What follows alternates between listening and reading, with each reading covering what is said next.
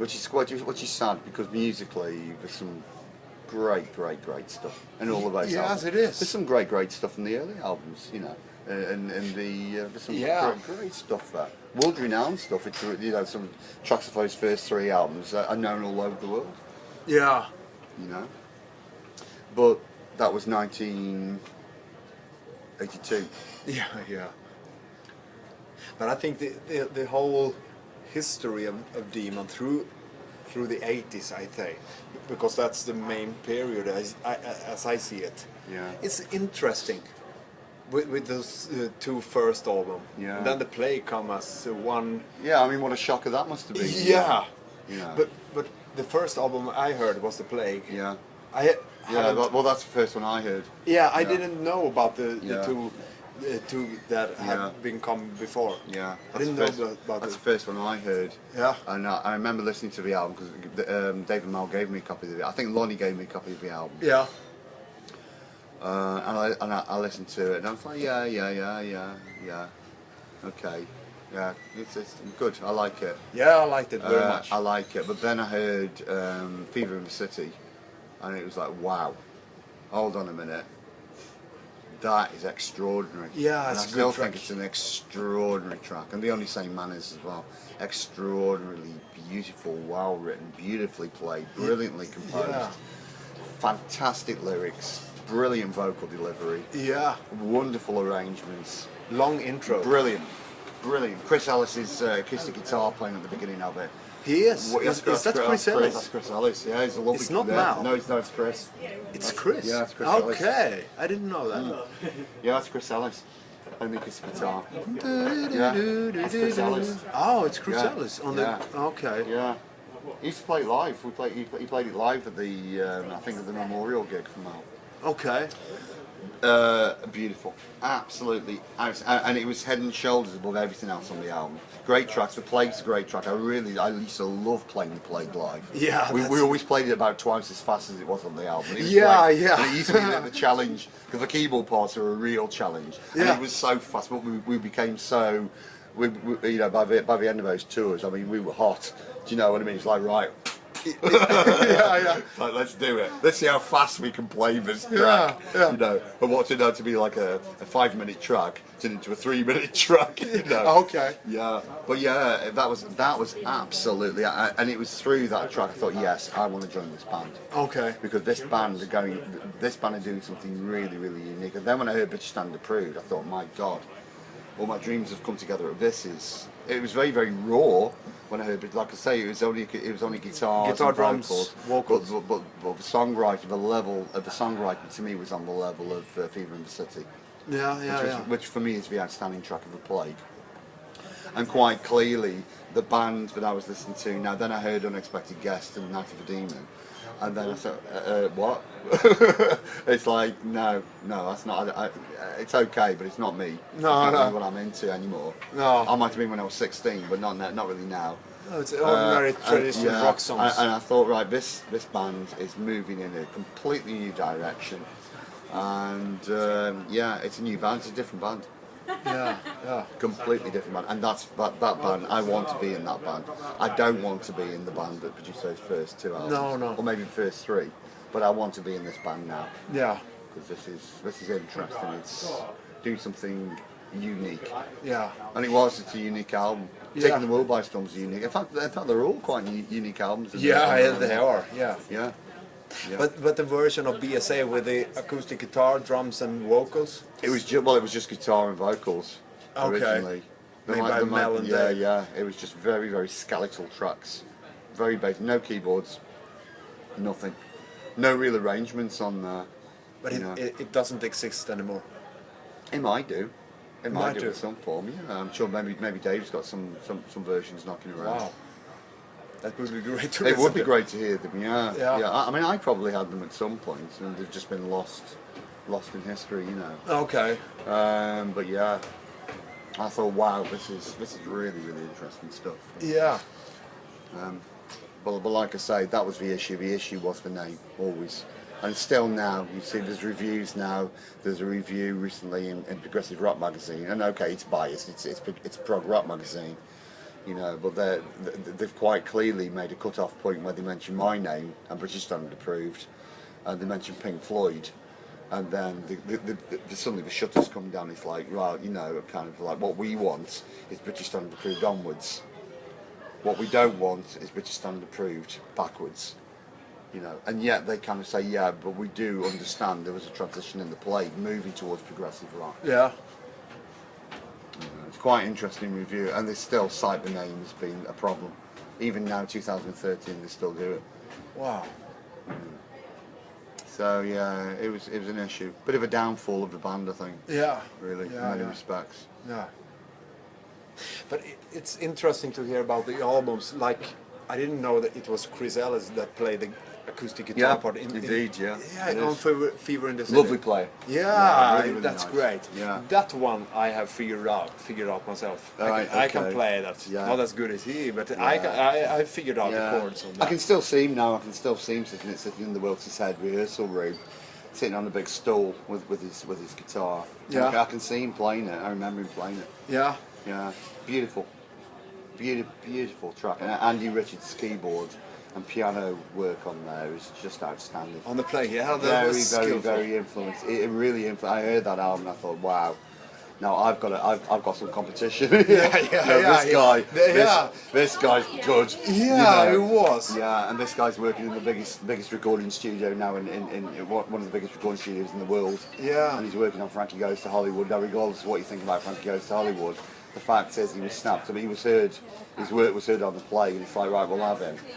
And Trevor Horn said, right, we'll have you.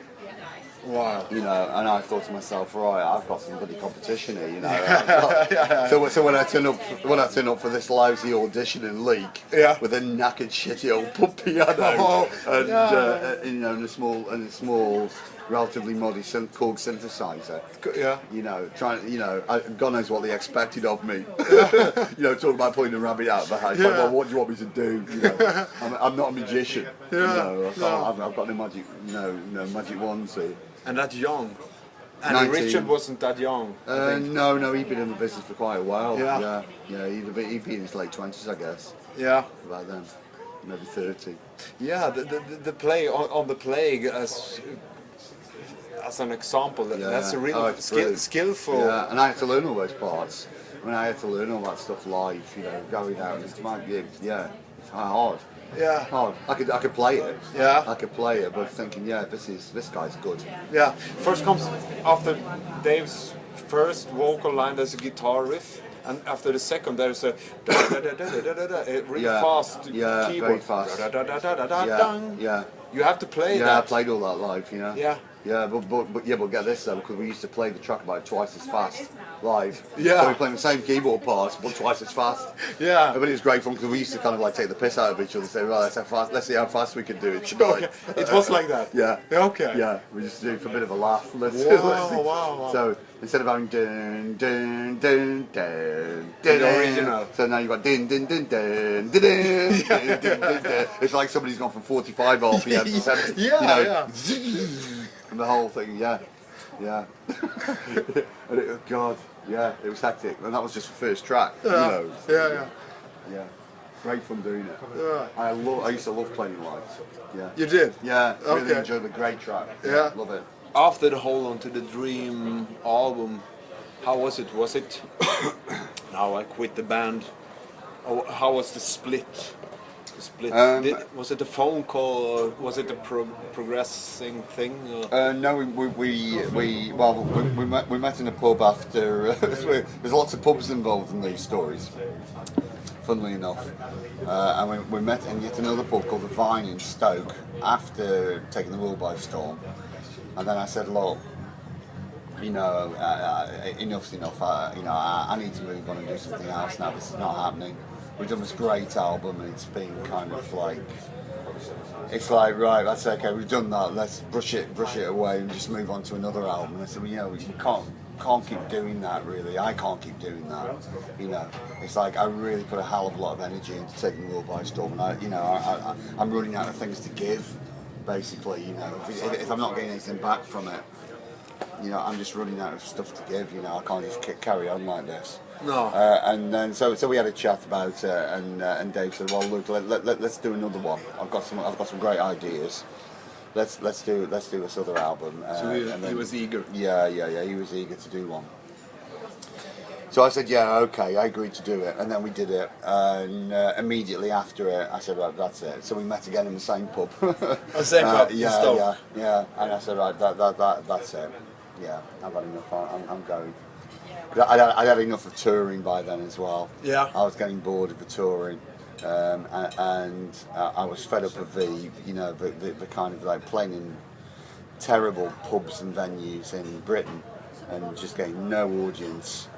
And no money, and just being putting all this effort and creating this great music and not getting really the reward that I thought we deserved for it. Yeah. And also I saw there was a lot of stubbornness in the band and a lot of problems, like the band name, for example, which I thought was really, really important. Back in British Standard Approved. And not being taken seriously, not being listened to. It's like, we need to do, I think we whatever, Steve, So it was, so I had enough. I just said, right, okay, that's it. Yeah. I had enough. So I just left. I left there and then, and so that's enough. And all members were there? No, just me and Dave. Okay. Yeah, just me and Dave, and that was it. I was out. I just walked. And then I didn't really want to kind of talk about it, because I was upset about it. I was very despondent and depressed about it. And again we put all that effort and all that time and all that money into Hold On to a Dream, and again it was just like, okay, done that, let's move on to the next one. It's like, no, no, enough. There's no direction here.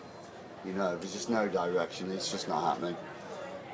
So that was it then, and I just left. And then at the same time, roughly around the same time, I had an opportunity of moving to Manchester, moving from Stoke-on-Trent. My then partner wanted to do a psychology. She was at Oxford University, St Neots College. Okay. Studying psychology, and she'd had enough of Oxford because she was from a very kind of she was from Stoke-on-Trent. Okay. And Oxford isn't. And it's very kind of cliquey, and even though she was intellectually more than capable of getting a degree at Oxford, she had enough of that and she wanted to leave Oxford, and so she applied for Manchester University, which has got one of the biggest and best psychology degree courses in the world. Yeah, that's a university. Yeah. So she said, well, look, you've left the band, I've left Oxford University. So how do you fancy moving to Manchester and I'll continue my degree? I've got my first year at Oxford, and then I'll do the next 2 years at Manchester. So we did. That's what we did. And so we moved. I left Stoke-on-Trent completely, and by doing that, I just basically turned my back on Stoke, on Demon. Yeah. And on all the members of the band, and just walked away. And I'd had enough. By that time, I was just completely exhausted. Yeah. I was creatively exhausted. I was physically exhausted, mentally exhausted. I said, right, enough, fresh start. And we left and we went to Manchester. So that was that, really. That was the end of that era. Yeah. Really, in that period. Okay. Yeah. So I just walked, and I'd had enough of the music industry, and I just had enough of the whole. I still carried on writing music, and I started working on another album called Words Are Often Almost Useless, which is instrumental synthesizer music and filmic music, which we discussed earlier. Yeah. So I didn't stop, but I just wanted the rock music, progressive rock music. I just had enough, and I thought, no, I need a total, complete break from it. And rightly or wrongly, I just completely turned my back on it. And really didn't want to speak to anybody. I didn't want to get into contact with anybody in the band, and so right, enough. I need a break. So that's what I did. Yeah. I just literally walked. Okay. Yeah. I didn't run off screaming, sucking my thumb. I just walked. Moved to Manchester. Yeah, and then moved to Manchester and set up a new life there. So that was it. That was the end of that period. Okay. And then I think shortly after that they brought out a best of, which is the anthology album. Yeah, the one we talked about. Yeah. I own a copy. Yeah, you own a copy of that. Yeah. And yeah, so they brought out that, and then they did Blowout, didn't they, with Steve Brooks, the songwriter. Yeah, So he changed Blowout, once again to Steve Brooks. Yeah, and they brought in a couple of other musicians, and again then new rhythm section. I mean, I was quite upset about some of the interviews that I saw with Dave about, oh yeah, well we're moving away from all the pomp and circumstance, and I found that a bit insulting. You know, it's like, okay, so you're turning your back on all that, you know, on taking the world by storm now, and now you're saying, oh yeah, we're going to go back to stripping it all down, going back to a simple rock band, and you know, we don't want we don't need keyboards anymore, you know, and we don't need all that pomp and bloated big pomp and circumstance. So so that was in kind of, I felt that a bit kind of offensive, you know. So that was, you know, and I thought, well, if that's your attitude, you know, I'm glad I left. Really, I made the right decision. Okay. Basically, you know, if that's the best you've got to say about that period, so I think I made the right decision. Yeah, there are no I don't really think he meant it. I think it was probably a bit more of a soundbite for the press more than anything else. But it was, at the time, it was a bit upsetting, you know. And I thought, well, you know, I made the right decision. Yeah. You know. That was the last album that was made. Yeah, that was the right decision. Yeah. So, but I wish I'd have done it on Taking the World by Storm. Okay, yeah, okay. I still, even now, like I said, there's some great tracks in Hold On to a Dream, but that was the high point. Yeah, Taking the World by Storm was the high point, yeah, and you can only go down from there. Okay, yeah. And I think really, that's exactly what Demon did, you know, they just went down. After that, yeah, the quality of the music until Spaced Out Monkey, and that was a great album. And then it really kind of, and then they went down again. You know, kind of like, you know. Yeah, that was one album after Spaced Out Monkey. What was that called? That was Better the Devil You Know. Better the Devil You Know. Yeah, compared again, it's Spaced Out Monkey is a great album. The Better the Devil You Know. Yeah, but it's when you get into these situations where you start panicking, you start rushing, you know, and you start rushing in an album out because you think you should, and you know, and then if there's a big gap, inevitably you bring out a best of, or throw another compilation album out there, you know, which people just don't need, because you certainly don't need three. No. You know, it was great to do the double live album. That was a great experience. That was great doing one hell of a night. That was really, really enjoyable, and I think that was a great idea. But you certainly don't need like 3, 4, best of albums. I think what you need to do is, like I say, you need to make the decision about where you're going, what you're doing, and have some artistic vision. And you need to be brave enough to stick with that, and just regardless of what the critics say or anybody else says, you just stick with it and you go for it. You know? Yeah. In my opinion, they should have carried on after this Spaced Out Monkey in that direction. Yeah, if they have really, continued to produce albums like that, I would have loved it. I think my personal opinion is, I think Dave is very, very susceptible to criticism, and he doesn't kind of rebuke the criticism particularly well. And I think what he does is he takes it to heart. So, you know, somebody will write something damaging about British Standard Approved, or Time Will Break Out, or Taking the World by Storm, or Hold On to a Dream, or Spaced Out Monkey, and he takes it really, really to heart, and he says, oh, okay, well, we've got to do this then. Instead, because the critics have said this, my attitude is fuck 'em. If that's what they think, okay, that's your opinion, but it's not my opinion. My opinion is, you know, maybe different. I might agree with some of it, you know, but no, I mean, British Standard Approved was absolutely slated when it came out. You know, my attitude was, I really don't care what you think about it. I think it's great. Yeah. Yeah. And I think, you know, fuck you. You know, if you don't like it, okay, you've got every right to say, you know, as long as it's constructive criticism. But if you're just slagging it off because it's not got heavy metal chugging guitars and it doesn't sound like the unexpected guest, well, then you just proving yourself to be a bit of a twat. And all you're doing is you're just saying, basically, I like Demon at this period and I don't like it now. So just say that. Yeah. Just say that, you know. But how was it for him? Did he like doing that album? He must have done. Who? Dave? Dave. Doing what album? BSA. Yeah, of course he did, yeah. Yeah. Yeah, of course he did. Yeah. But what he can't take, in my opinion, and my experience was working with him very, very closely, he just couldn't take criticism. He took it too personally, he took it to heart. And he saw it as a personal attack on himself and his own. Maybe that's through some kind of insecurity of his own songwriting. I don't know. Okay. But from my own personal experiences working with him really, really closely, when reviews of albums came out and somebody really criticised a track, or, for example, what's it called? One Small Step being criticised, heavily criticised. He would take that as personally, and then use that as a kind of an example of why we've got to do this.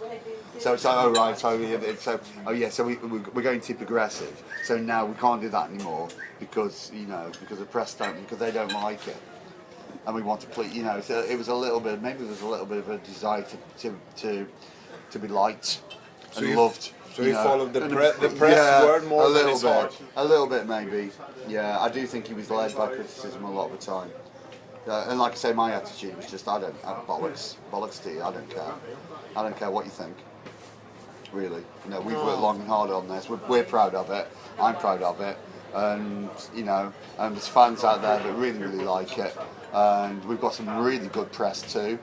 Really good, and we do something different and unique. And it's hard to like something different and unique and new because it's different, unique and new. You're not used to it, It's easy to like something that you're used to. But when somebody gives you something brand new, it's often an acquired taste, and it takes time to, it takes time to appreciate the flavour, if you like. So in my opinion, is that was a very, very important aspect of some of the issues and some of the problems that were happening in the band. Yeah. Also, there was a lot of fights going on about, kind of like some of the ideas that I had. Dave couldn't. There was a lot of kind of. He was very, very good. Don't get me wrong. He was very, very good at giving me loads of space to be creative and do the ideas. But a lot of the ideas were. I remember trying to put a string quartet on. I think taking the Wheel by Storm trap, maybe. I can't remember. Or it might have been a track off Breakout. I think it was. I think it was Taking the Wheel by Storm. I think I read about this. And he just got really cross. And they said, it's low. We are supposed to be a string quartet. Yeah. A string quartet. We're supposed to be a heavy metal band. Yeah. And he was really angry, and we're a fucking heavy metal band. String quartet. And it's like, well, yeah, why not? How about some bagpipes? Let's get some bagpipes on there, and we did almost. I mean, I nearly, the closest I got to that was on Remembrance Day, where we got the Irish Orange, it's about Enniskillen, getting the and they have marching bands over there, and they have glockenspiels which they play, and the big bass drum. And then they play the flutes. Yeah. And that's what you can hear coming through the second verse of Remembrance Day. Yeah. So you hear all the flutes and all the glockenspiels. It's glockenspiels. Yeah. All the glockenspiels. So that was my idea to have that go through. And again it was like Dave was like kind of like, and then Mike said, "I know, I've got a great idea. What we'll do is that's a great idea. Let's just what we do. We have the vocals."